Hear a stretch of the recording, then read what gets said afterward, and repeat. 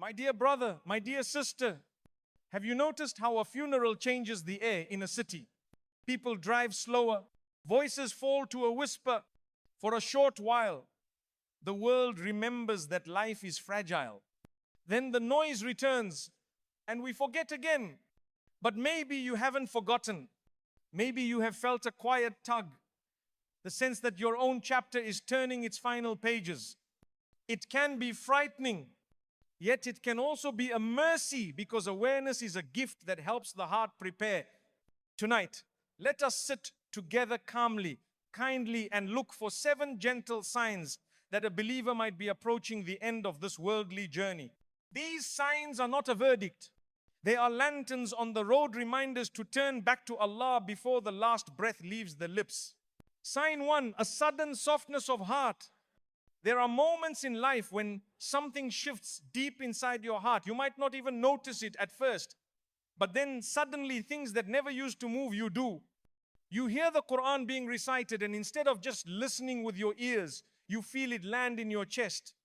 A verse you've heard 100 times before now makes you pause, cry, reflect.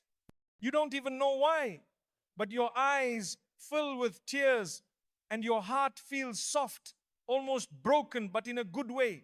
It might be something small, a baby's smile that reminds you of innocence, a calm breeze brushing your face that makes you think of Allah's mercy.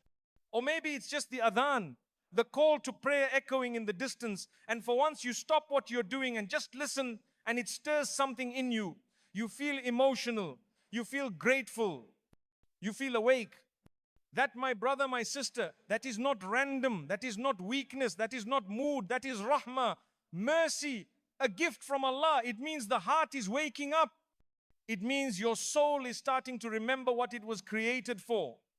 Many people live their whole lives with hearts that are hard, untouched, distracted. Nothing affects them, nothing moves them. But if you find your heart softening, it means Allah is allowing you to feel what truly matters again. He is giving you a moment to return before the final return. It's like a gentle knock on the door of your soul. That softness, use it. Don't let it fade. Don't let the noise of the world cover it up again. When your heart feels this way, run toward Allah. Say astaghfirullah. Cry in sujood. Talk to Him, even if you don't know what to say. Just be real with Him. Sometimes these moments are rare. Sometimes they come before major changes in your life.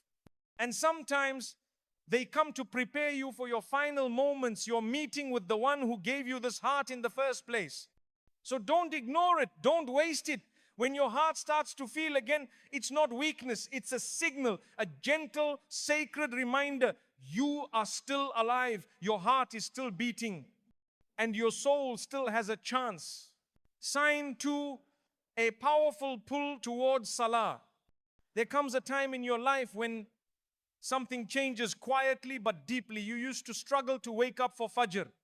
You would turn off the alarm, roll over, and tell yourself, just 5 more minutes.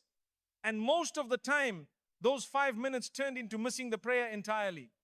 But then without anyone pushing you, without anyone reminding you, your heart starts to feel different. The alarm goes off, and this time you don't fight it, you rise. Your body may still feel sleepy, but something inside you is already awake. You walk to make wudu, and there's no laziness, just peace. It's like something invisible is pulling you to the prayer mat. Not out of guilt, not out of habit, but out of love, out of longing. This is not something you forced. This is Allah calling you back. This is Allah choosing you gently, quietly to stand before Him before the world wakes up. Fajr becomes your moment of peace, not your struggle. The sujood, placing your head on the ground, feels like coming home. You stay there longer than usual. You cry, or maybe you don't. But inside something feels calm, whole, honest. The Prophet Muhammad ﷺ said, the closest a servant is to his Lord is in sujood. So when sujood starts to feel like safety instead of duty, like healing instead of routine, understand this, it is a gift. Not everyone gets it. Not everyone answers the call when it comes. But if you feel this pull towards salah, especially when no one is watching, it means Allah wants you near. It means He is giving you a private moment with Him before He calls you to your final meeting. So take it seriously. If you're finding yourself drawn to salah, if the prayer mat feels like comfort, if your day doesn't feel right without talking to Allah Haven, if it's just 2 minutes of whispering in sujood, then no, you are being guided. You are being prepared. And the one preparing you is the most merciful, who never turns away a heart that sincerely returns to Him. Sign 3, tiredness with empty talk. Sometimes you find yourself in the same places, around the same people, hearing the same kind of talk, but something feels different now. You're sitting among friends, they're laughing, talking, making jokes like always. But you don't feel like laughing, you try to smile, but it feels forced. Inside, you feel distant, like you've outgrown something you didn't even realize you were part of. They talk about people, gossip, drama, who's doing what, but your heart doesn't enjoy it anymore. It almost aches. The words feel heavy, tasteless. You sit there thinking, why are we even talking about this? What's the point? The jokes that once made you laugh now sound empty. The conversations that used to fill your time now feel like they're wasting it. This is not arrogance. This is not you becoming too good for others. This is your heart quietly whispering, you've changed and you're being called to deeper things now. Allah is softening you. You're beginning to care about what comes after this life. Your heart is no longer satisfied with small talk. It craves meaning. It wants to remember Allah. It wants to speak about things that matter, things that last, deeds, forgiveness, the day you return to Him. Jannah. These aren't just ideas anymore. They feel real to you now, important. So when you feel this shift, don't ignore it. Don't drown it in noise just to fit in again. Listen to it. Protect that feeling. Because that's how Allah pulls a person closer to Him gently, without force. You start to feel uncomfortable in places that used to feel fun. You begin to seek quieter moments. You want to be around people who remind you of the akhirah, not the dunya. And when you do speak, you find yourself wanting to say things that help, that heal, that matter. You'd rather be silent than say something that could harm someone. That is a sign of maturity, not just of the mind, but of the soul. When your heart no longer finds joy in useless words, it's a sign that Allah is polishing it, preparing it for something higher. Don't ignore that pull. Let your speech rise with your heart. Because the tongue is a reflection of what lives inside. And when the heart remembers Allah, the words naturally follow. Sign 4, an urgent need to seek forgiveness. There comes a point when your heart begins to feel heavy, not because of what others did to you, but because of what you may have done to others. You start to remember things you had buried deep, words you spoke in anger, a friend you hurt but never apologized to, a debt you never repaid, or a favor someone did for you that you never thanked them for. And now, these memories don't just pass through your mind, they linger. They knock gently but persistently, like they're asking you to do something before time runs out. This is not just guilt, it's not random. It's a sign, a gift, a whisper from Allah telling you to clean your record before it's sealed for good. You may find yourself suddenly wanting to send the message to someone you haven't spoken to in years. You might feel a strange discomfort every time you remember that unpaid loan, or how you never gave proper thanks to someone who helped you when you were struggling.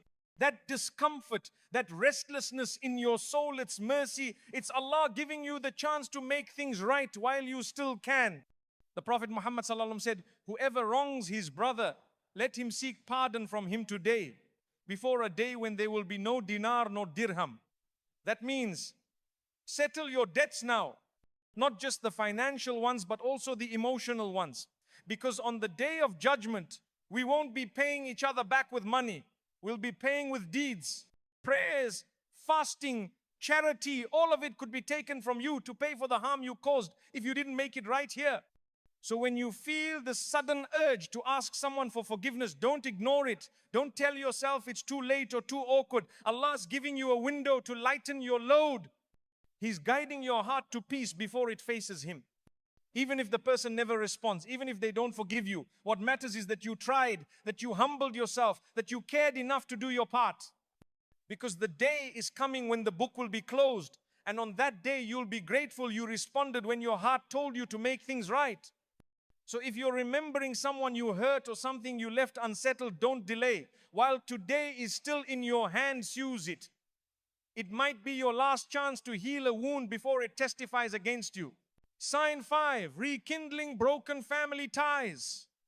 Sometimes out of nowhere, you start thinking about someone from your family that you haven't spoken to in a long time. Maybe it was an argument that ended in silence. Maybe harsh words were said. Maybe you blocked them out of your life because it just felt easier. But now, their name suddenly brings a feeling you can't ignore. Not anger, not pride, but something softer, heavier. A sense that it's time to fix what was broken. You start remembering moments from the past. The times they were there for you. The laughter you once shared. The way your hearts were connected before things fell apart. And even if you try to push the thoughts away, they keep coming back. Every time you lie down to rest, the silence feels louder. It's not just regret. It's a quiet, sincere invitation from Allah to reconnect before time runs out. You notice it's no longer as hard to say, I'm sorry, as it used to be. Your pride doesn't argue as much. Your ego feels smaller. The peace you're seeking means more than the last word you spoke. This shift in your heart is not random. It's not weakness. It's a beautiful sign that Allah is softening your heart for a reason. The Prophet Muhammad ﷺ taught us that family ties are sacred. He used the word Ar-Rahim, Wumba name that shares the same root as Ar-Rahman, the most merciful. That alone tells us how much importance Allah places on maintaining family relationships. When you cut off a family member, you are cutting off a path to Allah's mercy. And when you reconnect, even with a small message, a simple gesture, you are reconnecting to something greater than the person. You are reconnecting to rahmah, to divine mercy. Sometimes the person you need to reach out to is the one you least want to face. But the heaviness in your heart is a sign that Allah wants to heal you through that very act. He is giving you a chance to take a step toward peace in this world and peace in the next. So if your heart feels that urgency to fix something, to reach out, to rebuild what was once broken, then delay it. Don't wait for a perfect moment. Life moves fast, and sometimes the door of opportunity doesn't stay open forever. One message, one phone call, one honest apology can change everything. And maybe, just maybe, that one act of humility and courage will be the reason Allah looks at you with extra mercy on the day when you need it most. Sign 6, frequent encounters with death reminders. Lately, it feels as if death keeps walking beside you. One week, you are praying janazah behind someone much older, and you nod. That is the circle of life. The next week, you are standing over the grave of a classmate, a neighbor, someone who smiled at you just a few days ago. The gap between him and me suddenly looks thin, almost invisible. You scroll your phone and see post after post, Inna lillahi wa inna ilayhi raji'un. Your mind drifts to the faces of people you love and then quietly to your own face. You wonder, if I left today, what would I leave behind? The reminders do not stop at headlines. They visit your sleep. You dream of washing a body, or you see yourself lowered into the earth. Sometimes you wake up in the dark, heart racing, half ready to recite the Shahada. Other times, during a quiet drive, you catch yourself planning who should receive your books, who should care for your parents, how your debts will be paid. These thoughts are not morbid, they are mercy. Allah is tilting the mirror so you can see the reality everyone else is too distracted to notice. Each reminder feels like a soft nudge. Pack your suitcase, the ticket is confirmed, only the departure time is hidden. So you start checking the pockets of your life. Are there prayers missing? Debts unpaid? Words you need to say to someone before silence takes over? The Qur'an repeats, every soul shall taste death. Taste is only a moment. After that moment, the next world begins, and the plate you bring forward will be filled only with your deeds. The Prophet ﷺ told us, remember often the destroyer of pleasure's death. Not to make us sad, but to polish our priorities. When the heart remembers the grave, grudges feel heavy, gossip sounds silly, and sins lose their shine. You find yourself choosing kindness because you may never get a second chance to fix a harsh word. You give charity because money looks safer in your book of deeds than in your bank account. You pray Fajr on time because you don't know if you will live to see the sunrise tomorrow. If funeral notices keep knocking on your door, open it, let the lesson enter, let it clean the dust of your intentions. Death is not the end, it is the border crossing. The wise traveler uses every breath here to make the welcome on the other side warm and bright. May these constant reminders not frighten you, but free you to live sincerely, love quickly, forgive easily, and meet Allah with a heart that is light. Sign 7, a quiet contentment with meeting Allah. There may come a day when you sit alone and feel something you cannot quite name. You have hopes, you have plans, but they seem lighter now, like suitcases you could set down at any moment. It is not depression and it is not laziness. It is a gentle stillness. You look at your achievements on earth and they feel small next to the thought of standing before the one who created you. Of course, there is a splash of fear. Every student feels nervous before the final exam, but beneath that tremble sits an unexpected peace, a quiet alhamdulillah that rises from the soul itself. This calm does not mean you dislike life. You still smile at children, you still sip tea with joy, you still work hard. But you see these moments as gifts on a journey rather than trophies to cling to. When someone praises you, the heart replies, all credit belongs to Allah. When someone offends you, the heart says, let it go. I am almost home.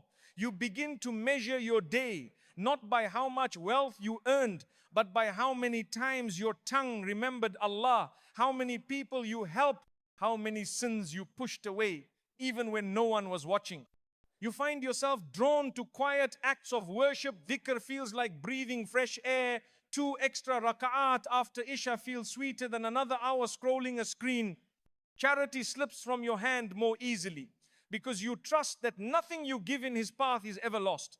When you raise your hands in dua, you do not bargain the way you once did. Instead, you say, Ya Allah, if you are pleased with me, that is enough. The Prophet ﷺ said, whoever loves to meet Allah, Allah loves to meet him.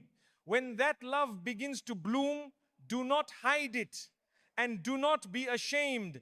Feed it with Qur'an at dawn, with istighfar at dusk, with a smile to someone who needs hope. Remember the verse where Allah promises, for the friends of Allah there will be no fear nor will they grieve. Fear exists, yes, but grief melts because you know the destination is mercy. Picture a traveler who has finished packing. The ticket is booked, the bags are zipped, and the house is in order.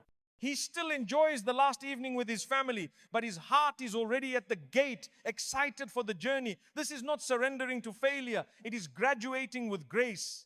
If you feel that readiness, thank Allah for polishing your heart until He could see His reflection inside it. Keep it shining with dhikr and good deeds, and when the time arrives, you will step forward not as someone losing the world, but as someone finally returning to the most loving host who has been waiting all along. My beloved listener, if you recognize even one of these signs, do not panic, respond. Add 2 extra rakahs tonight. Give a quiet charity no one knows about. Call your mother just to hear her dua. Place your head in sujood and empty every secret sin onto the prayer mat. Remember, Allah's door never closes. He is Al-Wadud, the most loving, welcoming, the servant who crawls back even after years of distance. And He is Ar-Rahman, whose mercy is wider than every ocean you have ever seen. So breathe. Plan for Jannah the way people plan for weddings and careers. And when the angel of death finally arrives, may he find you smiling, Qur'an in your heart, forgiveness on your lips, and trust filling every corner of your soul. May Allah grant us a beautiful life, a peaceful death, and a reunion in gardens beneath which rivers flow. Ameen.